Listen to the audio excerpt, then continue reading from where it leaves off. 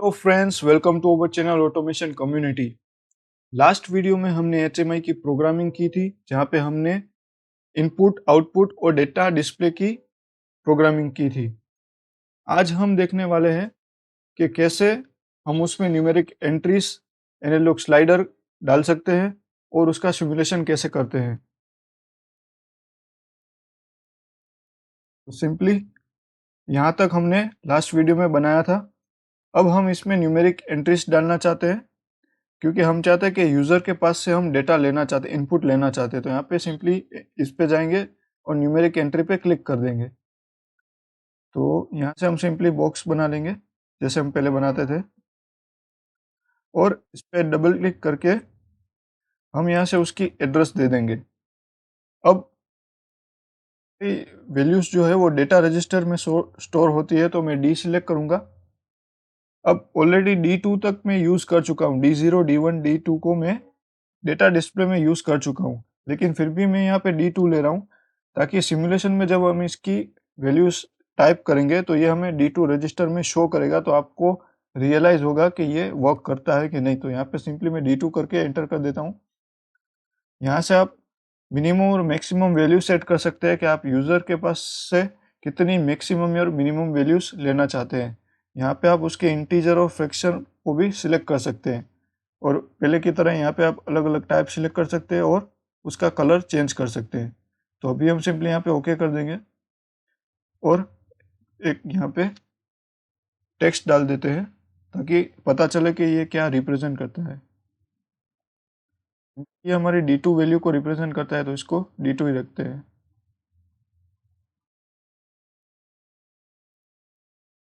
इसी तरीके से हम दो और न्यूमेरिक एंट्रीज ले लेते हैं। कंट्रोल C करके कंट्रोल V करेंगे तो सिंपली ये आ जाएगा।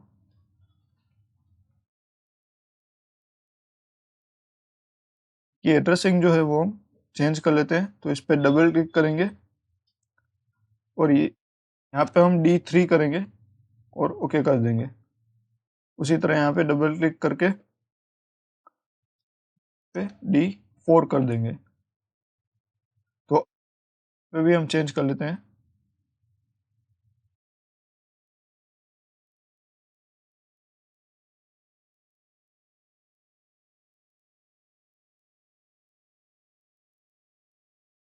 D4। तो अब क्या होगा फ्रेंड्स, यहाँ पे मैं जो वैल्यू डालूंगा वो डेटा रजिस्टर 3 में स्टोर होगी, यहाँ पे जो डालूंगा वो डेटा रजिस्टर 2 में स्टोर होगी, और वो जो वैल्यू स्टोर होगी वो हमें यहाँ पे डिस्प्ले करवाएगा। उसी तरह यहाँ पे जो वैल्यू मैं डालूंगा तो वो डेटा रजिस्टर 4 में स्टोर होगी। अब हमारा लास्ट पोर्शन रह गया है एनालॉग स्लाइडर का। तो क्योंकि हम कुछ सेंसर्स यूज़ करते हैं फील्ड में, प्रेशर ट्रांसमीटर, टेम्परेचर ट्रांसमीटर, तो वो जो होते हैं वो एनालॉग सिग्नल्स होते हैं। तो उसको हम यहाँ पे सिमुलेट कैसे करें, तो उसके लिए हम ये स्लाइडर को सिलेक्ट करेंगे, एनालॉग स्लाइडर पे। तो अभी जो ये मेरा हॉरिजॉन्टल डायरेक्शन में, मैं इस पर डबल क्लिक करता हूँ, यहाँ पे मैं वर्टिकल सिलेक्ट कर लेता हूँ। तो ये जो है मेरा वर्टिकल डायरेक्शन में मूव होगा। यहाँ पे आप उसकी मिनिमम और मैक्सिमम वैल्यू सिलेक्ट कर सकते हैं, और यहाँ पे हम उसकी एड्रेसिंग, तो फिर से यहाँ पे मैं इसको इसको डेटा रजिस्टर 1 सिलेक्ट कर लेते हैं। तो अब क्या होगा, यहाँ से जो भी मैं इसकी वैल्यू चेंज करूँगा तो वो कहाँ पे स्टोर होगी, वो 1 में स्टोर होगी। और मैंने 1 क्यों लिया है ये मैं आपको बताता हूँ। क्योंकि यहाँ पे मैंने डेटा रजिस्टर 1 को डिस्प्ले करवाया है, तो यहाँ से जो भी मैं वैल्यूज चेंज करूँगा तो उसको आप यहाँ से देख सकेंगे, इसलिए मैंने डेटा 1 यूज़ किया है। बाकी आप अपनी एप्लीकेशन के हिसाब से कोई भी डेटा रजिस्टर यूज़ कर सकते हैं। सिंपली हमें जैसा एक आईओ सिमुलेटर बनाना था वैसा हमने बना लिया है। अब हमें इसकी टेस्टिंग करनी है कि मेरा सिमुलेटर जो है वो वर्क करता है कि नहीं करता है। तो उसके लिए फ़िलहाल मैं इसको मिनिमाइज़ कर लेता हूँ, और आईएसपी सॉफ्ट में जाके मैं एक सिंपल लेडर लॉजिक लिखूँगा हमारे सिमुलेटर को टेस्ट करने के लिए। हाँ, तो ये लोड हो रहा है, थोड़ा टाइम ले रहा है। तो सिंपली हम यहाँ पे न्यू पे जाएंगे और हम प्रोजेक्ट का नाम देते हैं टेस्ट। ओके, और सिंपली ओके कर देंगे। आपको याद रखना है कि आपने सिमुलेटर में जो मॉडल सिलेक्ट किया था वही मॉडल यहाँ पे होना चाहिए, वरना आपको कम्युनिकेशन एरर आ सकती है। ओके कर देंगे।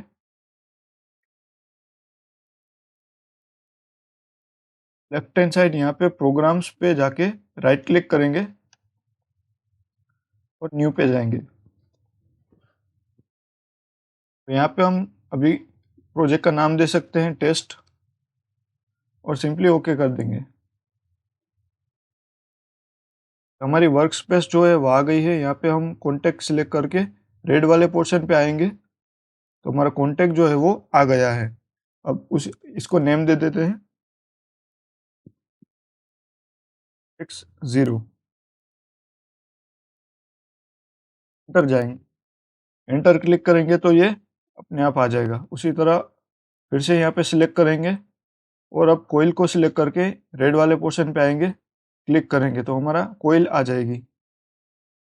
अब फिर से पॉइंटर सिलेक्ट करके मैं इसको दे देता हूँ Y0 और एंटर कर देंगे। अब फ्रेंड्स मैंने 10 इनपुट और आउटपुट लिए, तो मैं सिंपली ये नेटवर्क जो है इसको डबल क्लिक करूँगा तो ये सिलेक्ट हो जाएगा। अभी मैं इसको कंट्रोल C और कंट्रोल V करके पहले इसको कैंसिल कर देता हूँ। अभी ये सिलेक्टेड है, इसको मैं कंट्रोल C करके कंट्रोल V करूँगा तो ये दूसरा बन गया। इस तरह मैं 10 नेटवर्क बना लेता हूँ। फिर से कंट्रोल V।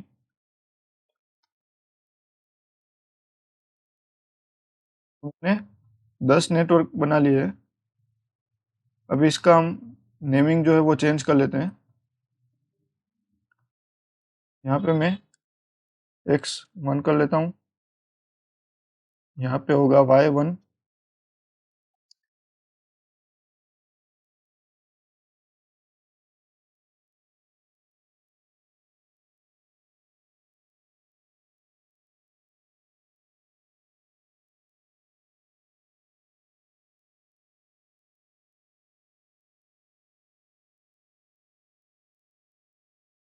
यहाँ से मैक्सिमाइज कर लेते हैं।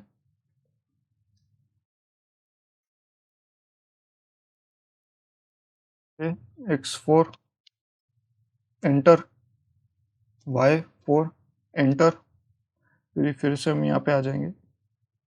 X5 एंटर, Y5, फिर यहाँ पे आएंगे X6,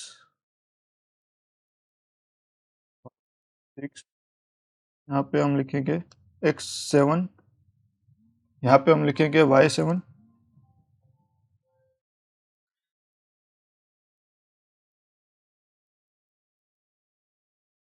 Y7 के बाद फ्रेंड्स आपको याद होगा हमने क्या लिखा था, X10, क्योंकि ये ऑक्टल है, और यहाँ पे Y10।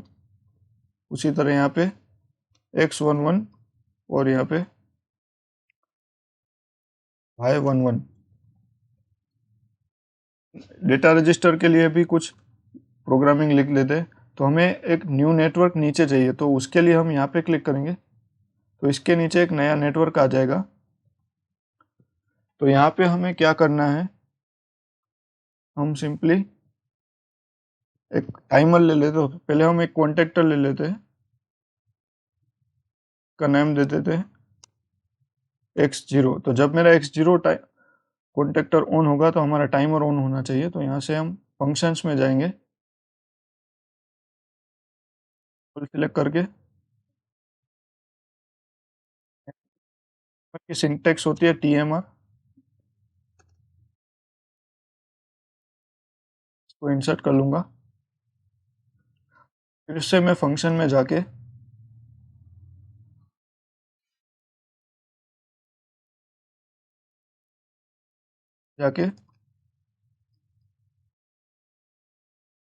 काउंटर के लिए CNT लिखूंगा और काउंटर भी इंसर्ट कर लूँगा। यहाँ पे हम T0 लिखेंगे और उसकी वैल्यू लिख देते हैं हम 50। ये 100 मिलीसेकंड का होता है, तो 50 लिखेंगे तो ये 5 सेकंड होगा। यहाँ पे हम लिखेंगे कौन से डेटा रजिस्टर में हम स्टोर करवाना चाहते हैं, तो इसको मैं D0 में स्टोर कर लेता हूँ। रीसेट वैल्यू हम कर देते हैं 5। ओके, यहाँ पे हमारा काउंटर का नेम आएगा C0 और यहाँ पे हम कितना काउंट करवाना चाहते हैं। ओके, सिंपली एंटर कर देंगे। तो हमने टेस्टिंग के लिए हम पूरा लेडर लॉजिक बना लिया है। तो चलिए पहले इसको सिमुलेट करते हैं। तो सबसे पहले हम कंपाइल में जाएंगे। तो यहाँ पे कोई एरर नहीं है। अब हम डाउनलोड कर लेते हैं। तो ये हमारे सिमुलेटर में जो है वो डाउनलोड होगा। यहाँ पे डाउनलोड हो रहा है। डाउनलोड सक्सेसफुल हो चुका है, क्लोज कर लेंगे।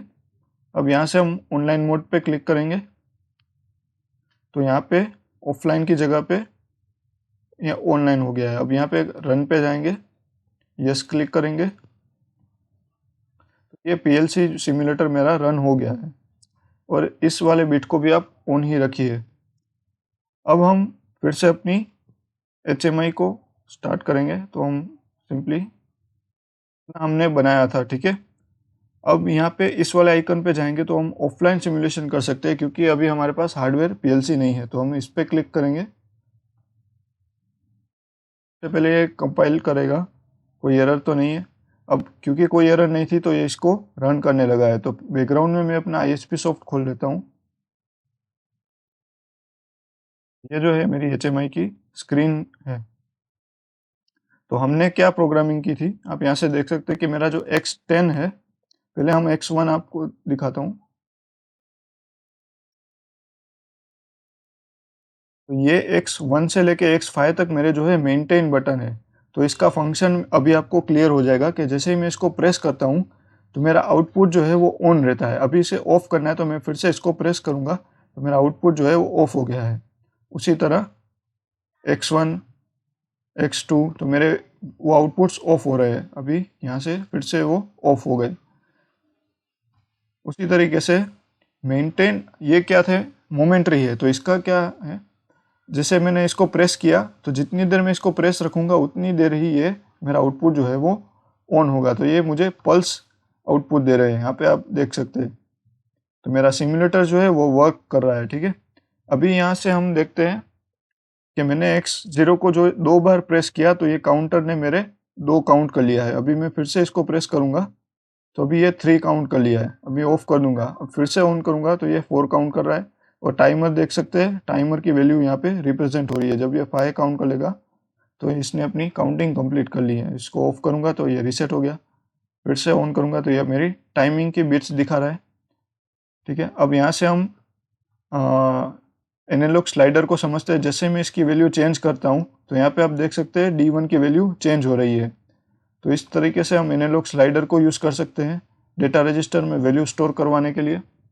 और ये न्यूमेरिकल एंट्री देख लेते हैं कि यूज़र जो भी वैल्यूज़ डालेगा, जैसे कि मैं 55 डालता हूँ और एंटर करता हूँ, तो जैसे ही मैंने D2 में 55 वैल्यू मूव की तो ये D2 में 55 वैल्यू दिखा रहा है। ये डिस्प्ले है और ये न्यूमेरिकल एंट्री है।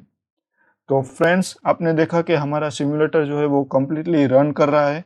इसका यूज़ करके आप अपने किसी भी प्रोग्राम को सिमुलेट कर सकते हैं वेरी इजीली। अगर आपको ये वीडियो अच्छी लगी है तो प्लीज़ लाइक और सब्सक्राइब कर दीजिए हमारे यूट्यूब चैनल ऑटोमेशन कम्युनिटी को। ऐसे ही नए नए एग्जाम्पल्स देखने के लिए बने रहिए हमारे साथ। Thank you for watching guys.